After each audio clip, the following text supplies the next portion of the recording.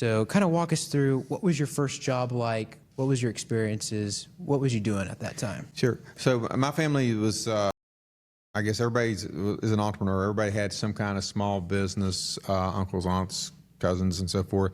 But my grandfather and then my dad, they had sawmill business. So think about rough cut sawmills, not some of the fancy ones you have today. And so I grew up on a sawmill. And for 14, 15 years old, we didn't have a lot of rules back in those days. So I learned to drive by driving, which is that's how I learned. So you got to interact with the different people there. Those men on the mill taught me a lot about not only work but about life, and it was just an absolutely great experience. Being a young guy, it was all strong back stuff, so they didn't let me on a lot of equipment, mostly because I'd probably tear it up, probably did tear a bunch of it up.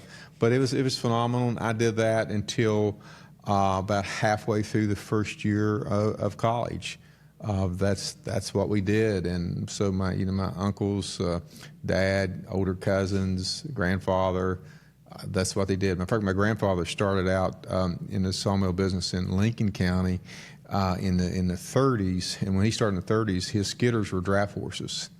His chainsaws were crosscut saws.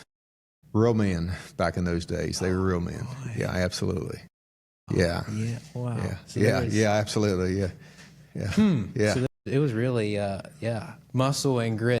Muscle and grit. Wow, Muscle that's and crazy. grit. Yeah. Okay, so then after that, what led you into? I know that you then got into accounting. What kind of got you into that? And so first year college, it's time to start figuring out what I was going to do in life. Pretty much worked the sawmill and played ball up until that point. And so I got offered a job in an accounting firm, and from a family friend who she could see better than I could that there's really not a lot of room at the sawmill for advancement because of all the family. And so she offered me a job for an accounting firm. I didn't know anything about accounting really. And she said I had to change my major to accounting to get the job. So you're 17, so what do? You just change your major one day and take that job, and you go home and tell your parents. And I think my dad and granddad were mad at me for a while, but they eventually got over it. But that's how I started. So I worked my way through college at an accounting firm. In summers, 25 hours a week during college. Once I got out of school, then they hired me full time. Probably 4 or 5 years. By the time I was 25, 26, I was a full partner, and I just did that for 20 years and absolutely loved it. The only other thing I did during that period of time, other than have a whole bunch of kids, was I was recorder for the city of Marmet for about 6 years. I got elected when I was 21, so it was my first deal into politics, which was a great learning experience for a 21-year-old. Yeah, and that's quite the honor. Yeah, so that was fun. Wow, that's awesome. Okay, then you went into healthcare, specifically seniors. Walk us through that. What was that entail? I was always a little bit entrepreneurial. That again comes from family. So we did a lot of different stuff while I was accounting. We had some rental apartments and maybe a mobile home park, and we tried lots of different businesses and so forth. But eventually, I got the opportunity to buy into a healthcare company, and they had some nursing homes or skilled nursing centers in southern West Virginia. And first, I went into I thought it was a business. I was into it about a year, and it became a calling. Got really attached to the folks we were taking care of, attached to my team, and loved it so much that's really what I did full time for about 20 years. That's amazing. We did it all around West Virginia, basically all points of West Virginia. Probably the closest thing to McDowell would have been either Bluefield or County. I don't know which ones are the closest. Yeah. But everything from Northern Panhandle, Eastern Panhandle, and everything in between, plus a little bit of Ohio. How many facilities did you guys have? So we had around 20, and then we did home health and hospice, all that stuff. So we started out with 3. I'm very proud of it. Stonerise. We started out with 3 people, and I think we were about 3,000 by the time we sold the business. And wow. And I retired. That's amazing. Yeah, very blessed. God really blessed us. Yeah. We were in all the right places. Yeah. Had a wonderful team. My job was to enable the team to make sure the team had the resources they needed to provide the care that we wanted to care, and I'd be an advocate for them. And I think we were good stewards of it. And we worked really hard to take care of folks, not just when they're in our care, but just through the transitions. One of the tough things when you're older is all these transitions. You know, something happens, it's emergent, they go to the hospital. Now, what's next? So maybe they come in and get some rehab, and the win is to send them back home for another season of life. Sometimes, a small number of people we have to take care of in the center. So there, you want to make their day as good as possible.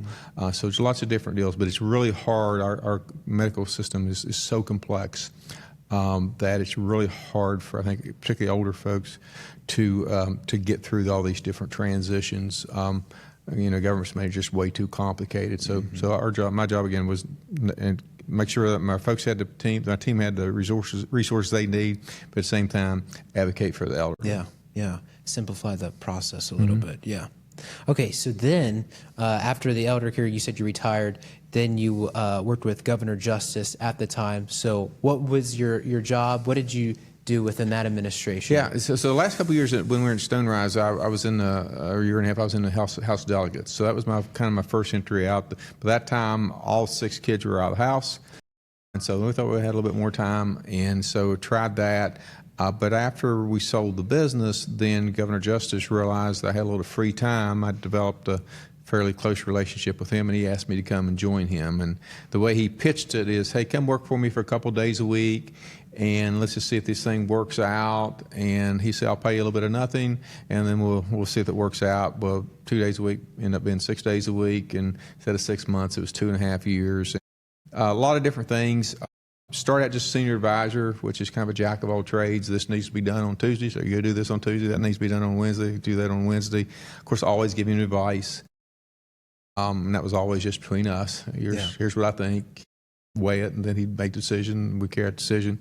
But eventually it became to chair the Washington Economic Development Authority, to also be the Secretary of Revenue, basically led the fight for the largest tax cut in history, led the fight to bring the legislature in after the Dobbs decision to close down the abortion industry, and then fight through the legislature to make sure that we got the right bill. So I feel like we got a lot of wins.